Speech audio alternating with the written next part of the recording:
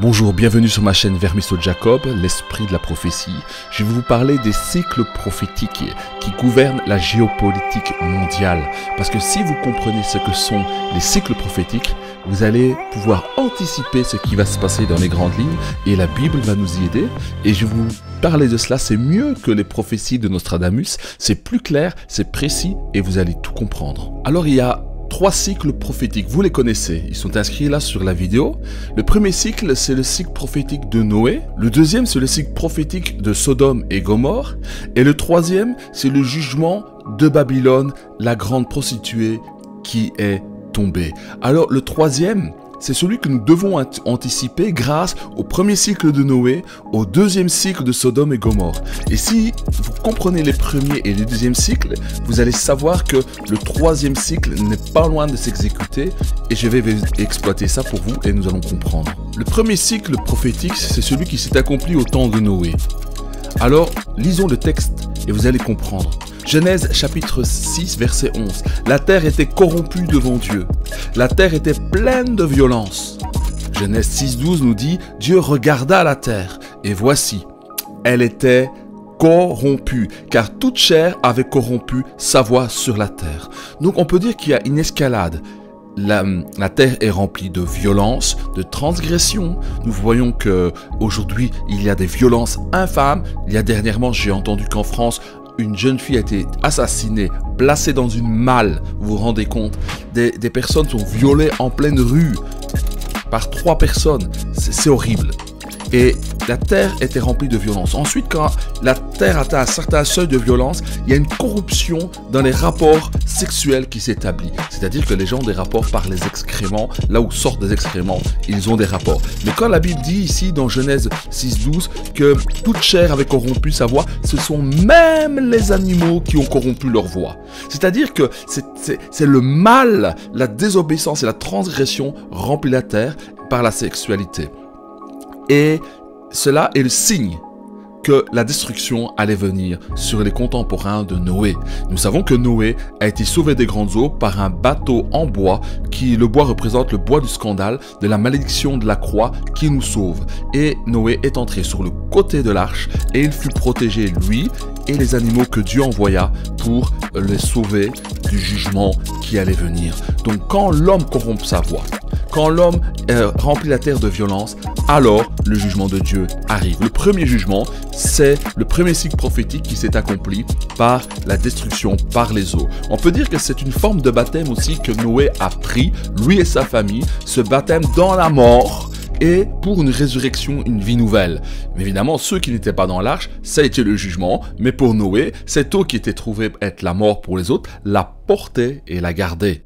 Le deuxième cycle prophétique, c'est Sodome et Gomorrhe. Dans Genèse, chapitre 13, verset 13, il dit « Les gens de Sodome étaient méchants, la méchanceté, et de grands pécheurs contre l'Éternel. » Donc, il y a des anges qui se tiennent devant Abraham, qui sont des personnifications de la personne de la divinité de Dieu. Et il s'entretient avec Abraham, et il dit « C'est pourquoi je vais descendre, et je verrai s'ils ont agi entièrement selon le bruit venu jusqu'à moi. Si cela n'était pas, je le saurais. » Puis ces hommes s'éloignèrent, qui en fait ils sont des anges. Donc ces anges viennent vers Abraham pour avertir à Abraham de ce qu'il va arriver à Sodome et Gomorrhe. Et en même temps, Dieu attend qu'Abraham intercède pour que le jugement qui doit venir soit retenu ou que les conditions soient changées par l'intercession d'Abraham. Et vous voyez, dans ce texte, il est dit que Dieu va descendre pour voir. Parce que quand il est dans le monde spirituel, dans son royaume, il entend le cri des péchés. Vous savez que dans son omniscience, il entend une quintessence des péchés de Sodome et Gomorrhe qui sont comme un cri qui agresse l'Éternel. En fait, c'est une représentation pour nous aider à comprendre cette omniscience de Dieu qui sait tout et qui entend les péchés multiples d'un peuple comme un cri insolent qui vient devant l'Éternel. Mais là, Dieu décide d'aller voir le détail de ce qui s'y passe. Et nous allons voir que Dieu a voulu sauver Lot qui était dans cette ville. Et vous savez que des anges vont descendre pour avertir Lot de quitter la ville car c'est arrêté. La ville va être détruite. Des anges vont descendre détruire cette ville par le feu. Alors, Genèse 19, verset 9 dit, les gens qui étaient à Sodome et Gomorrhe s'entretiennent avec Job et disent à Job qui a les anges chez lui, il dit retire-toi. Ils dirent encore, celui-ci est venu comme étranger. Donc Lot est un étranger et s'est établi à Sodome et Gomorrhe. Et il dit, et il veut faire le juge. Donc il veut trancher et nous dire ce qu'on doit faire. Eh bien, nous te ferons pis qu'à eux, à tes invités, les anges.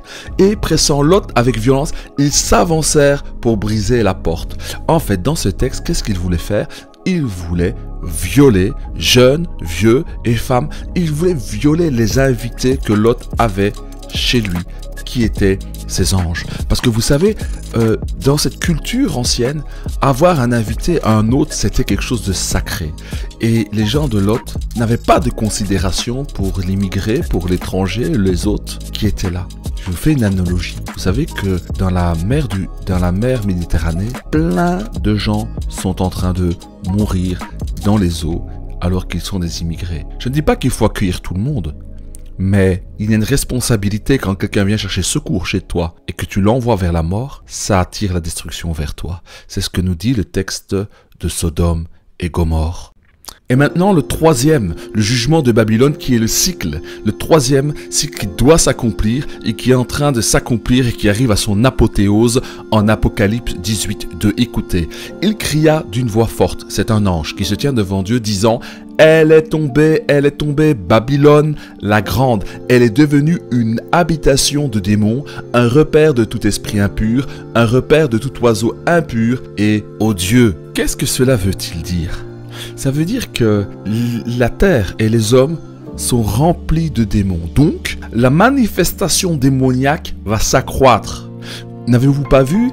Regardez bien sur le net, les jeunes qui ont des haltères, qui ont plusieurs personnalités et que ces personnalités switchent entre ces diverses personnalités. En fait, ce sont des haltères, ces haltères ce sont des démons. Aujourd'hui, les gens vivent avec les démons, s'incommodent avec les démons et font bon ménage avec les démons. La terre est remplie de scandales.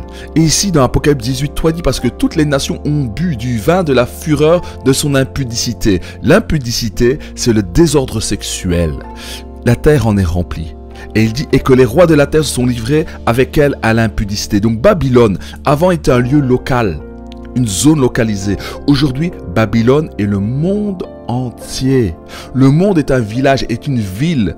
Et Babylone, c'est la ville dont Dieu est rejeté. Vous savez qu'il y a eu en France des manifestations pour le droit au blasphème. Donc les gens veulent se donner le droit de blasphémer et ils votent pour avoir le droit de blasphémer le nom de l'Éternel. Vous voyez, ce n'est pas assez de vivre dans le désordre. Ils veulent s'arroger le droit de blasphémer. Et réfléchissez un peu, si Dieu n'est pas, le blasphème ne serait pas, puisque blasphémer contre un Dieu qui n'existe pas, ça n'a aucune valeur.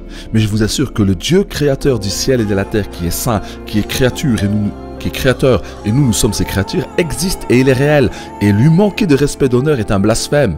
Et avant que le jugement de Dieu vienne, la terre est remplie de violence, et il y a des désordres sexuels qui se font et des abominations. Et la mort est en train d'être semée. Vous savez ce qui s'est passé en Ukraine? L'Ukraine est en train de tomber sous le jugement de Dieu par un peuple plus dur, qui est la Russie. Pourquoi ce jugement vient? Vous savez que en Ukraine, il y a une corruption qui est sans nom qui s'est passée là-bas. Il y a la traite des blanches. Des jeunes filles sont retirées de leur famille et rentrent dans des réseaux de prostitution partout sur la planète, en Europe et en Occident. Ils vont là-bas en Ukraine chercher des jeunes filles. Vous savez qu'il y avait des usines à femmes qui vendaient leur ventre pour pouvoir faire de la gestation pour autrui. Donc il y a une corruption là-bas en Ukraine qui s'est faite. Vous savez qu'il y a eu des pogroms à Odessa. Ils se sont entretués. Ils ont poursuivi des gens pour les tuer. Il y a une forme de nazisme qui est là dans certaines franges de la population.